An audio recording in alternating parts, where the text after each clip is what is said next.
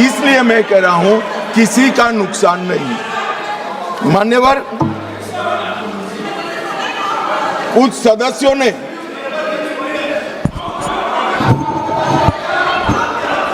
मान्यवर, आप पारित कराने की सहमति दो, अभी पेश करा देंगे। हाँ, 1 घंटा रुक जाएंगे। चलो माननीय गृह मंत्री बता दो इनको, 1 घंटा रुक जाएंगे। कहीं तैयार है? 50% का बिल 1 घंटा रुक जाएंगे। पेश तैयार हो तो कर दें इनको। 1 सेकंड बैठ जाओ। बैठो। ए राजा जी, एक मिनट मुझे सुनो। बता दो इनको। अगर इस बिल का विरोध करने का कारण 50% लिखित में चाहिए तो 1 घंटा सदन बंद कर दिए, मैं ऑफिशियल अमेंडमेंट लेकर आता हूं मान्यवर, मगर बिल पारित करने का वो वादा करते। अब वेणुगोपाल जी बताए, क्या बिल पारित करेंगे? चलिए, सहमत हो? सदन में बात कर लेते। सहमत हो? अभी अमेंडमेंट लाएंगे। चलो सर, शुरू करते आगे। Sir last minute. हाँ sir, last minute, yesterday onwards, when the bill introduced itself, entire opposition demanding we want this to be in the legislation. Number 2, the constitutional protection of the delimitation to the states, number of the seats in the state should be protected. We are asking the Home Minister whether are you ready to dealing the delimitation process along with the women reservation, number 1.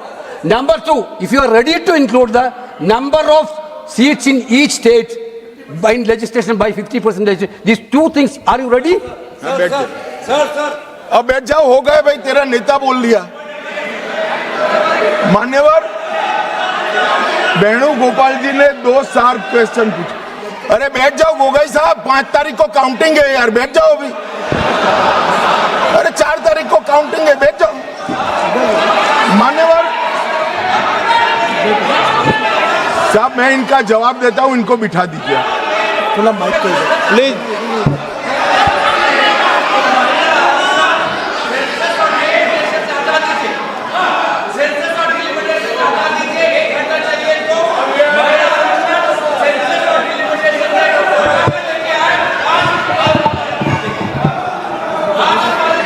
Akhilesh ji से पूछ लेना।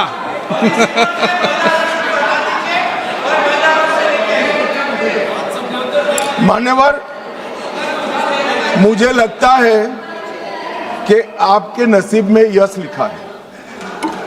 एक bill पारित हो जाएगा शायद। मान्यवर, वेणुगोपाल जी ने 2 चीजें करी कि एक तो 50% आरक्षण और 50% सीटें बढ़ाई जाएगी, उसको बिल में शामिल करने के लिए ऑफिशियल अमेंडमेंट लाने के लिए तैयार हो।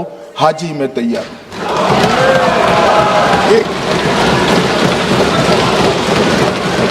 एक सेकंड, अब नहीं होता भाई, बैठ जाओ। दूसरा भी बताता हूं। मान्यवर, 1 घंटा आप सदन स्थगित कर दीजिए।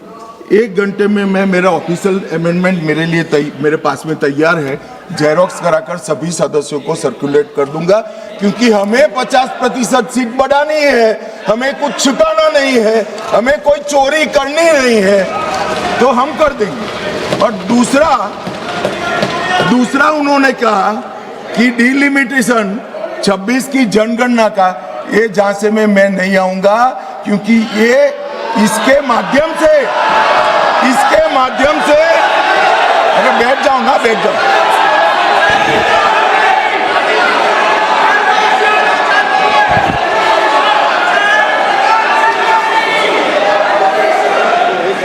क्या कई बार है ना, सदन में भी फैसले हो जाते हैं, इसलिए सदन में फैसला कर लो।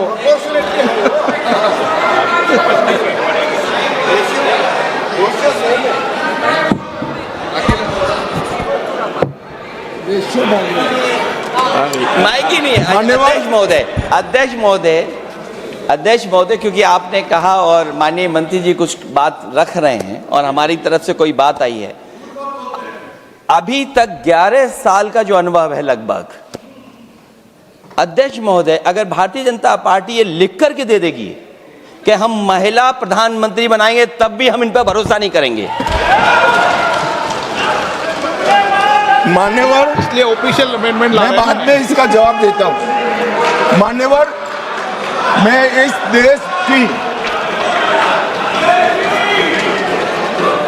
इस देश की मातृशक्ति को कहना चाहता हूं कि राहुल गांधी जी की अनुपस्थिति में कांग्रेस पार्टी ने जो प्रस्ताव रखा है वो एक बहुत सुहाना जाल है महिला आरक्षण को फिर से एक बार 29 के पहले नहीं होने देंगे। इसलिए मान्यवर, ये जो कहते हैं कि हमारे राज्यों का समान भार होना चाहिए, मैं सहमत हूं। महिला आरक्षण 29 के पहले ही करना चाहिए, 29 के बाद ले जाने के लिए इनका षड्यंत्र सफल हम नहीं होने देंगे। मान्यवर, मैं समझ रहा हूं कि ये वोट नहीं देंगे तो महिला आरक्षण का बिल गिर जाएगा, मगर इस देश की महिलाएं देख रही है, उनके रास्ते का रोड़ा कौन है वो देख रहे हैं। मान्यवर,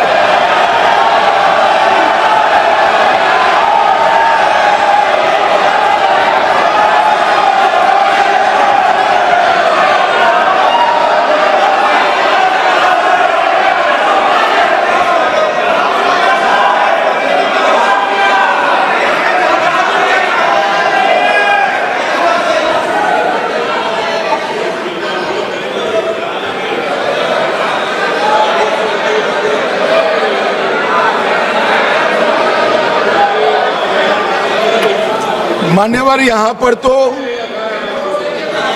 शोर शराबा कर कर बच जाओगे, मगर माताओं बहनों का जो आक्रोश आपके खिलाफ है ना, जब मैदान में जाओगे तब मालूम पड़ेगा। भागते हुए रास्ता नहीं मिलेगा। चुनाव में जब जाएंगे तब मालूम पड़ेगा, मातृशक्ति हिसाब मांगेगी।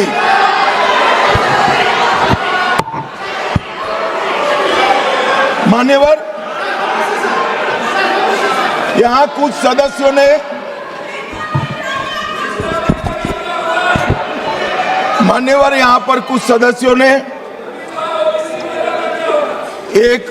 मैं बताता हूं भाई साहब, मान्यवर, यहां पर कुछ सदस्यों ने दूसरी भ्रांति फैलाई कि मुस्लिम महिलाओं को भी आरक्षण मिले। अरे आता हूं भाई, आता हूं। पहले अखिलेश बैठे हैं तो पहले उनकी बात करूं ना, पहली बेंच पर बैठे देखो।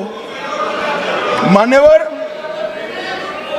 मैं यहां सरकार की, संविधान की और भारतीय जनता पार्टी की नीतियों की पॉलिसी के बारे में स्पष्ट करना चाहता हूं। भारतीय संविधान धर्म के आधार पर आरक्षण को स्वीकार नहीं करता है। मान्यवर, इसके दो कारण हैं। पप्पू सुन लिया ना, अब शांति रखो, ठंड रखो यार, चलो।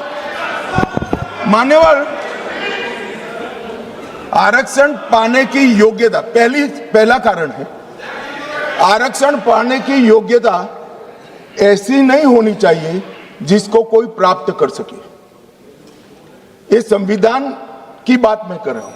अगर आज कोई अन्य धर्म का व्यक्ति है जिसको आरक्षण मिलता है, यहां नहीं मिलता है, और अगर वो मुस्लिम बन जाता है तो उसको आरक्षण मिलेगा। तो आरक्षण जन्म से ही मिलता है मान्यवर, किसी प्रकार से प्राप्त नहीं किया, इसलिए वहां पर उसको सील किया है। और दूसरा, ओवैसी जी ध्यान से सुनना, दूसरा अनुच्छेद 15(4) के अनुसार आरक्षण उन लोगों के है, उन लोगों के लिए है जो सामाजिक और शैक्षिक रूप से पिछड़े वर्ग में आते हैं या अनुसूचित जाति और अनुसूचित जनजाति में पैदा हुए हैं। अनुच्छेद 16(4) इसके तहत आरक्षण पिछड़े वर्ग को, नागरिकों को दिया जाता है। अब संविधान में कहीं पर भी धर्म के आधार पर आरक्षण देने की मान्यता नहीं है। ये इंडी अलायंस वालों ने अपनी तुष्टीकरण की राजनीति के कारण इस देश में मुस्लिम आरक्षण की डिमांड खड़ी करना चाहते हैं और ये संविधान की बात करते हैं। कोई भी संविधान पढ़कर बता दे मुझे, संविधान के किस आर्टिकल से धर्म के आधार पर आप आरक्षण करोगे? कोई बता दे मुझे, एक भी आर्टिकल में कोई प्रोविजन नहीं। मान्यवर, इसलिए भारतीय जनता पार्टी, हमारी सरकार, दोनों का नीति स्पष्ट है। जो संविधान सम्मत नहीं है वो धर्म के आधार पर आरक्षण हम ना भी देंगे, ना कभी किसी को देने देंगे।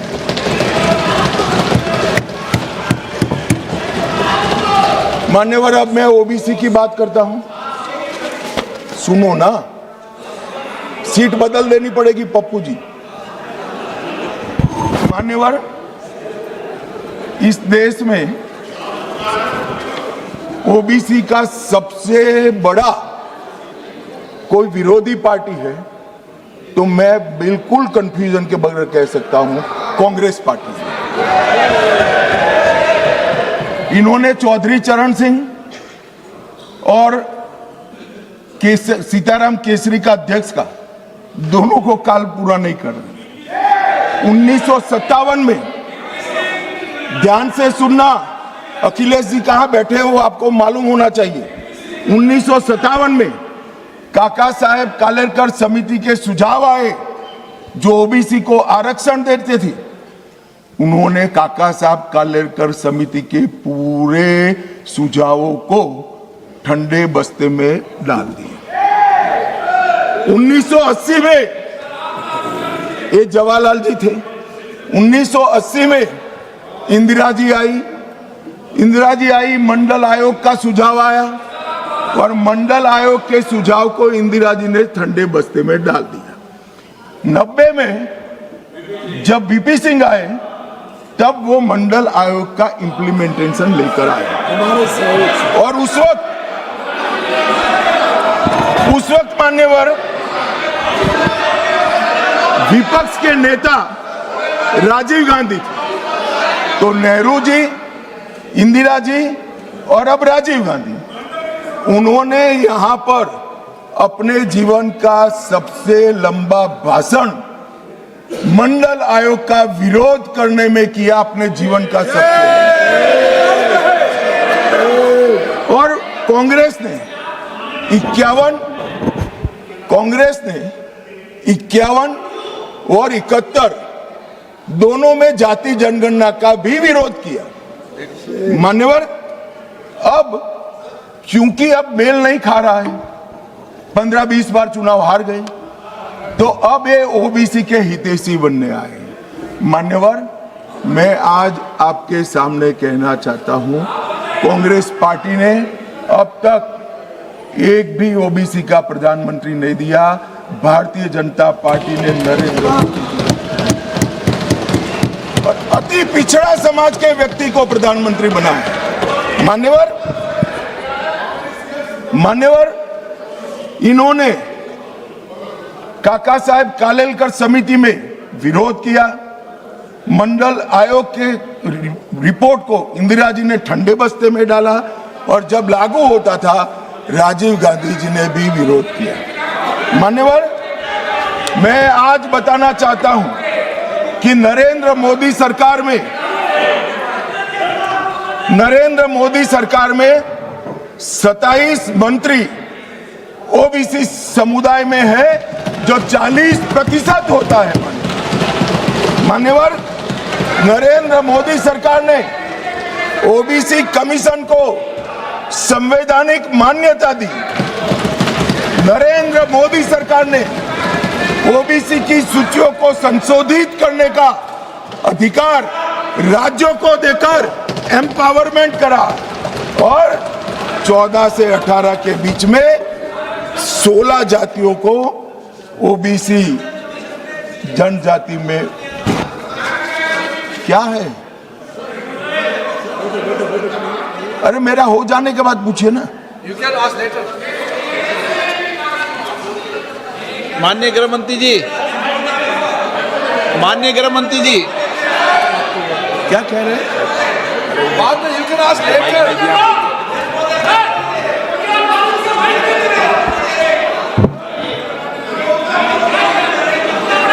मान्यवर,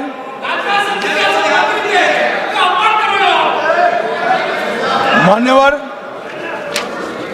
और जाति जनगणना चल रही है। जाति जनगणना का रिपोर्ट भी जाति के साथ ही आएगा। इस पर सदन विचार करेगा और जब विचार करेगा जो सामूहिक मन बनेगा, भारतीय जनता पार्टी की सरकार इसके साथ आगे बढ़ेगी, इसमें किसी को संशय रखने। मान्यवर, उनके लिए चुनाव जीतना सर्वोपरि है, हमारे लिए राष्ट्र सर्वोपरि है और राष्ट्र की जनता सर्वोपरि। राष्ट्र की जनता का प्रतिनिधित्व और इसकी भागीदारी का हित सबसे जरूरी है और संविधान को लागू करने के लिए जवाबदेही, पारदर्शिता और समान अवसर और न्याय की रक्षा ये हमारे लिए बेहद जरूरी है। मान्यवर, इसलिए मैं इन लोगों को कहता हूं, कांग्रेस के मित्रों को विशेष कर कि सिर्फ भाषण में नारे लगाने से इस देश का पिछड़ा वर्ग आपको हितैषी नहीं मानेगा। 1947 से लेकर 2014 तक आप ओबीसी का विरोध करते रहे। जब ओबीसी के बगैर सत्ता नहीं मिलेगी, इसका परिचय आ गया। प्रधानमंत्री भारतीय जनता पार्टी ने ओबीसी बनाया, तब आप ओबीसी की माला जप रहे हो। मान्यवर, ये दिखावटी प्रेम जो है वो इस देश का पिछड़ा भी जानता है और पूरे देश की जनता भी जानती है, और आज से देश की महिला भी जानेगी कि हमारा अधिकार कांग्रेस पार्टी ने छीना।